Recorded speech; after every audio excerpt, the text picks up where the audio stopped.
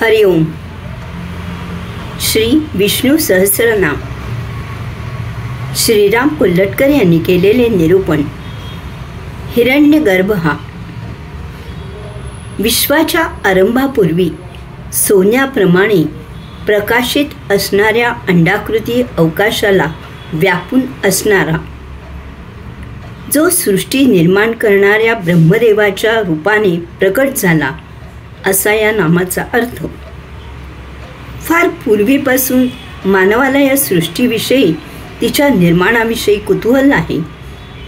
आपल्या ऋषीमुनींना ध्यानाच्या अत्यंत तरल अवस्थेत जी उत्तरे मिळाली, ती त्यांनी उपनिषद, ब्रह्मसूत्रे इत्यादी ग्रंथाद्वारा शब्दबद्ध केली. आजचे शास्त्रज्ञ अत्यंत प्रगत अशा उपकरणांद्वारे या सृष्टीचे गूढ उकलण्याचा प्रयत्न करीत आहेत. या शोध मोहिमेमध्ये त्याला अनेक प्रश्न पडले. 1. हे दृश्य विश्व निर्माण होण्यापूर्वी काय होते? 2. या निर्माणाचा कोणी निर्माणकर्ता आहे काय? 3.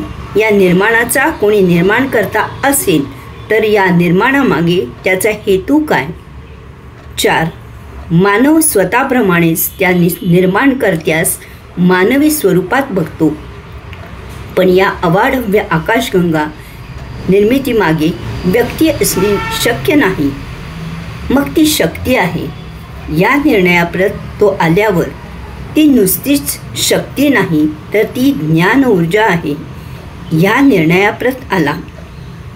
5.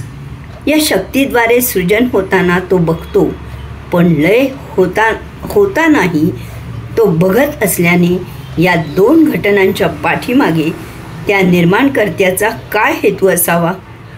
6.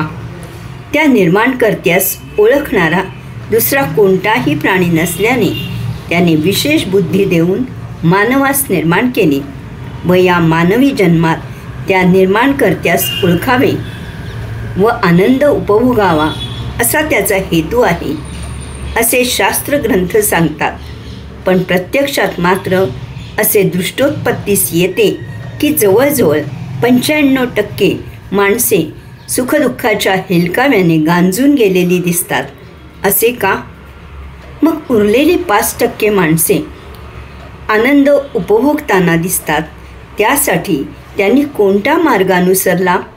मग हा मार्ग अनुसरायला इतर माणसांना कोणती अडचण वाटते?